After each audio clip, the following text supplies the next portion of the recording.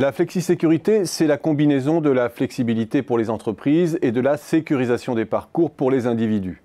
Le mariage bluffant de l'efficacité et du social. L'idée trace une troisième voie séduisante pour le capitalisme, mais c'est aussi une sorte de meilleur des mondes dont les promoteurs oublient trop souvent les exigences et les dangers.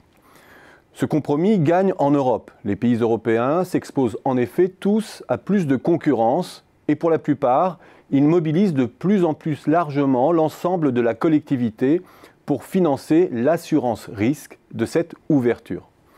La France a pris ce tournant sous les années Rocard avec deux mesures phares.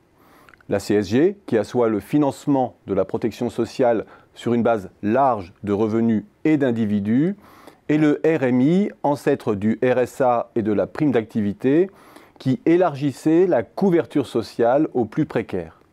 Et partout en Europe, on assiste à la même tendance. 1. Une fiscalisation croissante de la protection sociale et 2. Des revenus complémentaires ou des systèmes d'imposition négatifs pour octroyer un revenu décent au laissé-pour-compte de la mondialisation.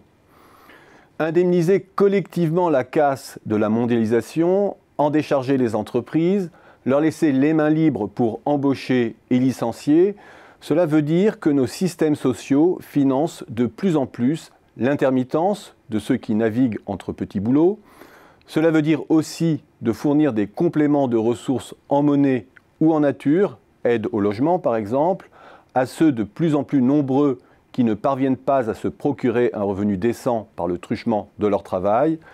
Cela veut dire aussi de corriger des inégalités primaires de plus en plus massives lorsqu'on laisse jouer librement les arbitrages du marché et que se réduit le pouvoir de négociation des salariés les moins qualifiés. Cela coûte cher, et même de plus en plus cher. Au hit-parade des pays qui financent un filet de sécurité généreux pour compenser l'entropie de la mondialisation, il y a la France. Mais il y a surtout un groupe de pays qui se détachent nettement en termes de sécurisation des trajectoires individuelles. Les pays d'Europe du Nord, l'Autriche, la Belgique, les Pays-Bas, l'Italie, l'Allemagne. Tous ces pays consacrent de l'ordre de 30% de leur PIB à la protection sociale par le truchement des systèmes obligatoires. Et la tendance est globalement à la hausse, en même temps que gagne l'intermittence, les mini-jobs, l'auto-entrepreneuriat, autrement dit la discontinuité des carrières, et que de plus en plus de pression s'opère sur les bas salaires. Et aussi qu'une part croissante accède à la retraite.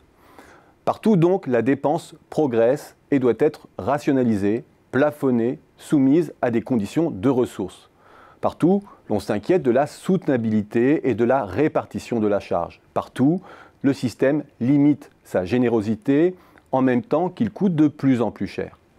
Et c'est là que surgissent les véritables difficultés de la flexisécurité.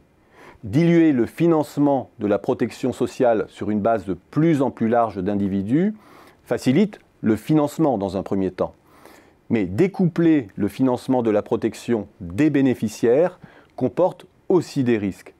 Les gens payent mais ne savent plus pourquoi ils payent. Et contrairement au vieux système assurantiel, où chacun a la sensation de payer pour sa propre protection, la mise à contribution de toute la société a ses revers. La flexisécurité appelle un droit de regard et une traçabilité accrue concernant la destination des prélèvements. L'équité du système doit être irréprochable, son efficacité également. C'est là tout le danger de la transposition du système de flexisécurité à un nombre croissant de pays, alors même que la demande sociale ne cesse d'augmenter. Cette mise en tension se produit alors même que les circuits de financement deviennent de plus en plus opaques. Elle se produit alors même que les bases les plus mobiles, notamment les patrimoines les plus élevés, font l'objet de dérogations de plus en plus criantes.